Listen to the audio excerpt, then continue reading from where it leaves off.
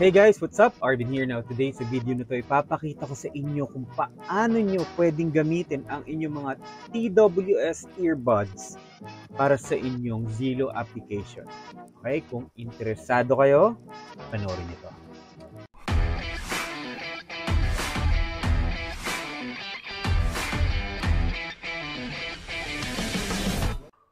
Okay, so eto na nga. So last time, sa previous video ko na nagawa ko na i-activate or gamitin pang push to talk or PTT yung sensitivity o yung touch sensor ni QCY-T13.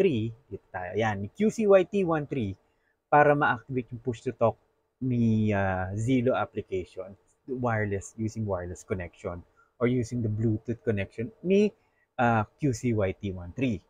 Unfortunately, early this afternoon or earlier, sinubukan ko siya ulit kasi nag-reset ako ng phone ko. And nung sinubukan ko siya ulit, unfortunately, it's not working. Pwede kong enable yung push to talk gamit yung sensor. But let's say, tapos ko na magsalita, ayaw na niya mag-disable or hindi ko na siya ma-disable ulit. Or parang yung releasing ng push to talk. Ngayon, dito sa video na to, papakita ko yung way around dyan. Let's say, halimbawa, meron kayong ganito, meron kayong QCY-T13, o kaya meron kayo itong Oppo Enco Buds 2, or let's say, meron din kayo, para sa akin kasi, mas effective yung meron siyang physical na button. Halimbawa, yung parang meron siyang physical na button na pipindutin mo. Mas para sa akin, mas effective yun kesa dito sa touch sensitive ng mga bagong i-release na mga TWS o na true wireless stereo na earbuds. Okay. So, ngayon, ang gagawin natin, try ko papakita ko sa inyo kung paano nyo magagamit. Oh, by the way, saan nyo pwedeng gamitin to? Let's say, nagde-drive ka, or halimbawa, isa kang driver na FX, and most of mga FX na nasa sasakyan ko going to work from my previous works, karamihan na sa kanila gumagamit ng Zilo as a communication sa mga kapwa nila FX drivers to keep to keep up to date sa mga sa traffic conditions kung saan dumadaan sila on a day-to-day basis. So nag-update na sila.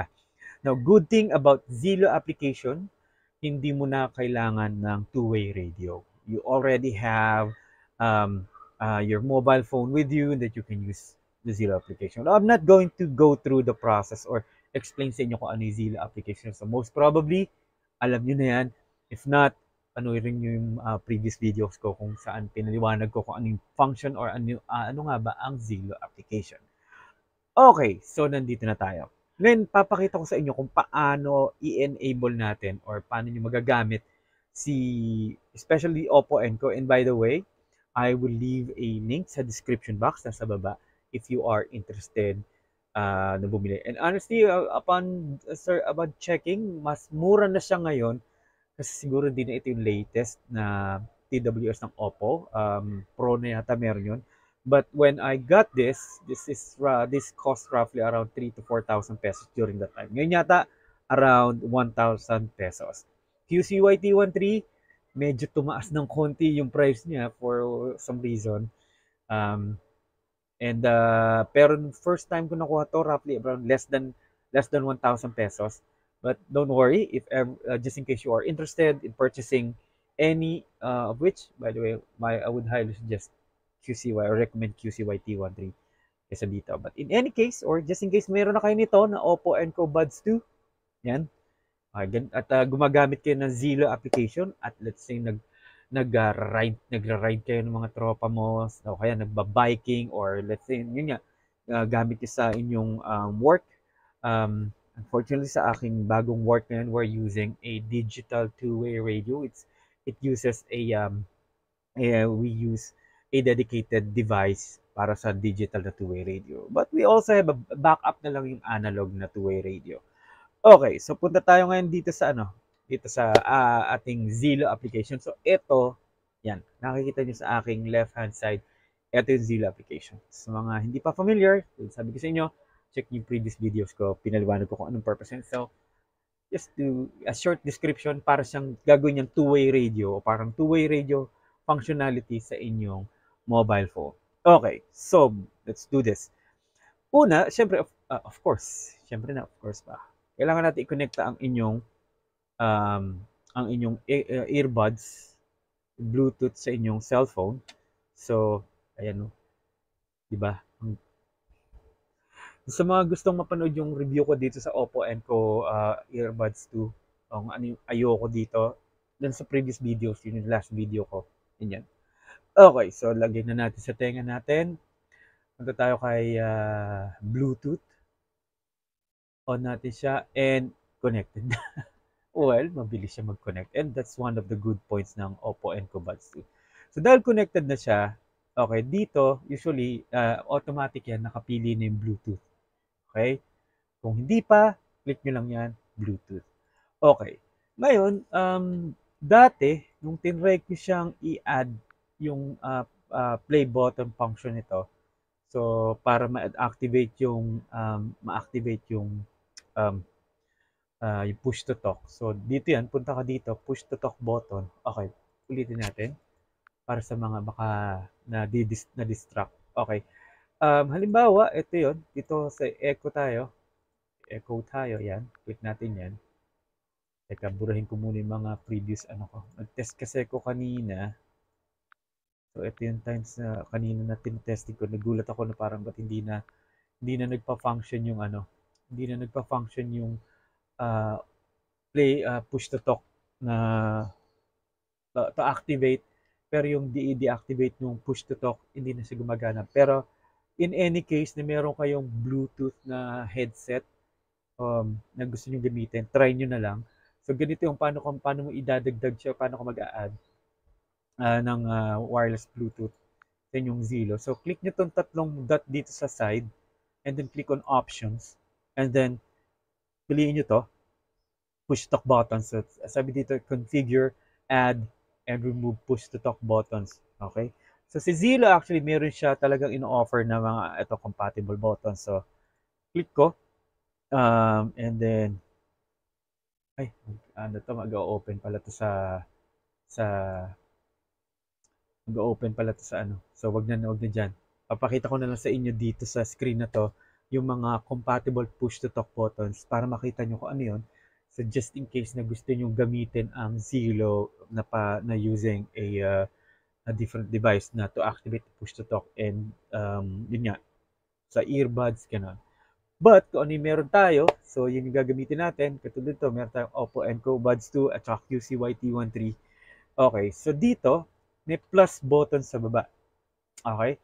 Pag click niyo ng plus button, pindutin niyo daw yung button. So press and release the button once. So dahil touch sensitive ang mga bagong TWS like the QCYT13 and the Oppo Enco Bud 2, press lang natin once. Ayun na. Kita nyo. Ayan. Na-recognize siya as a toggle switch or play toggle para to activate the push to talk ng Zilo application. Okay, so balik tayo ngayon kay main screen.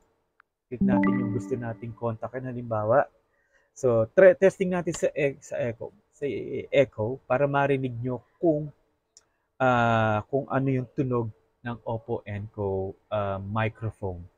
Okay? And then later on, I will papakita ko na hindi niya ma-deactivate. Ma-activate lang yung push to talk. Tingnan niya. Ayan na. So testing 1, 2, 3. And now you're hearing my voice through the Oppo Enco earbuds through Zilo application. Let me try to press ulit. Ayaw, di ba? Isa pa. Ayaw. Okay. Stop natin, then magpa-play. Ayan na. So testing 1, 2, 3. And now you're hearing my voice through the Oppo Enco earbuds through Zilo application. Let me try to press ulit. Ayaw, di ba? Isa pa. Ayaw.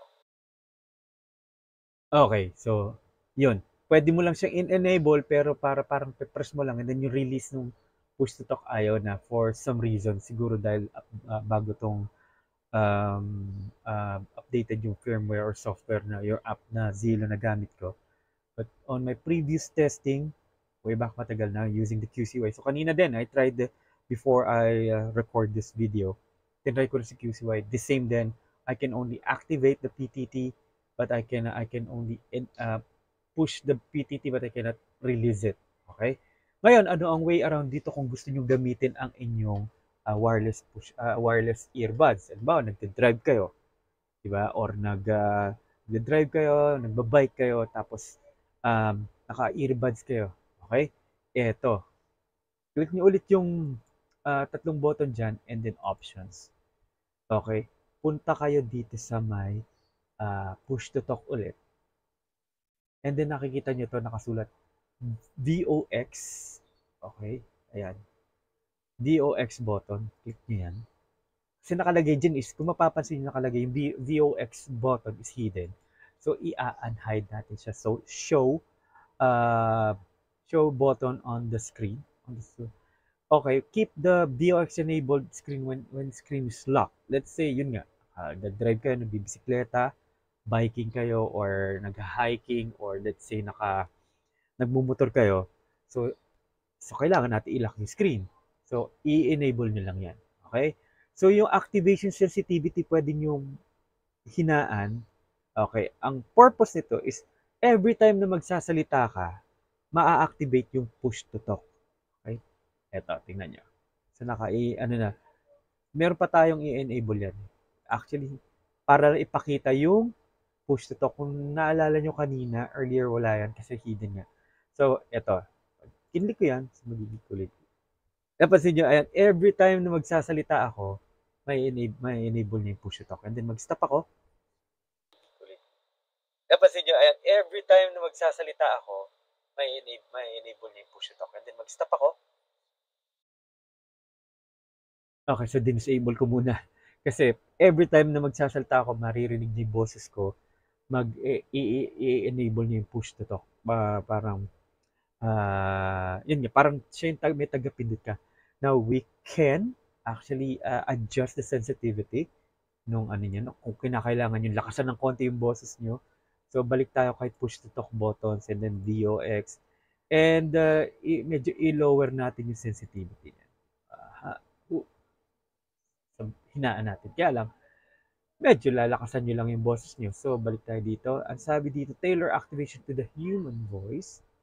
So, moderate lang. Try natin. Ito siya.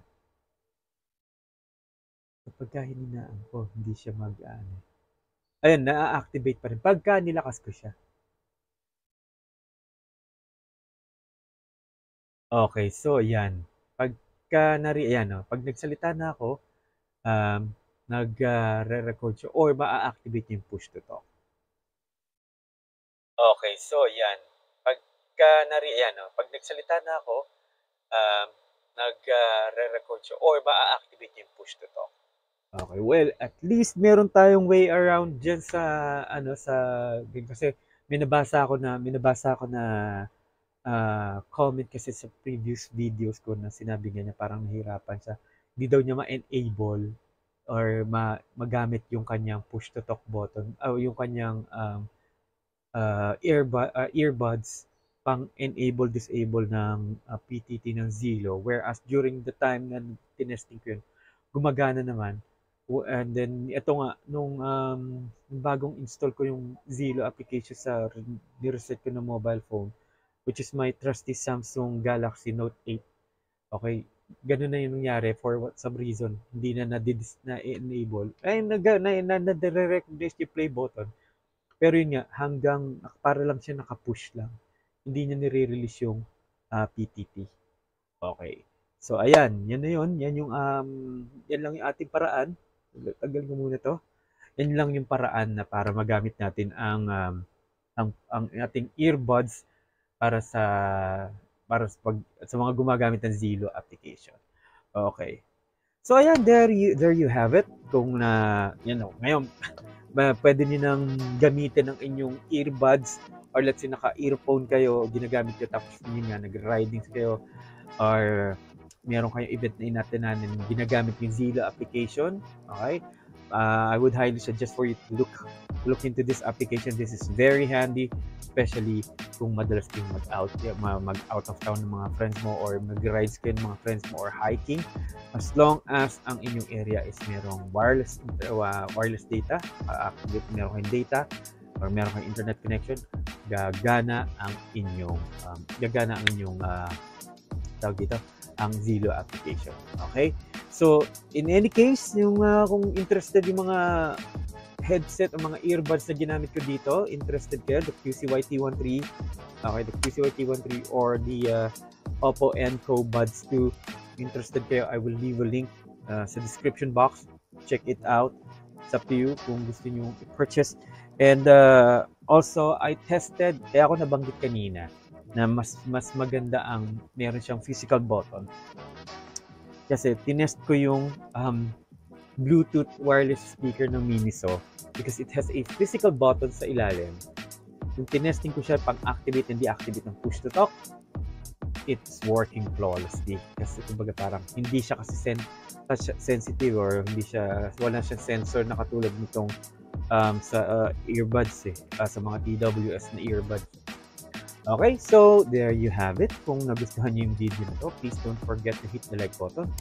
And please don't forget to share, subscribe, at i-share niyo. Kung may mga questions pa kayo, please don't forget to leave a comment or your questions sa comment section sa baba. Okay, so there you have it. See you all in my next video.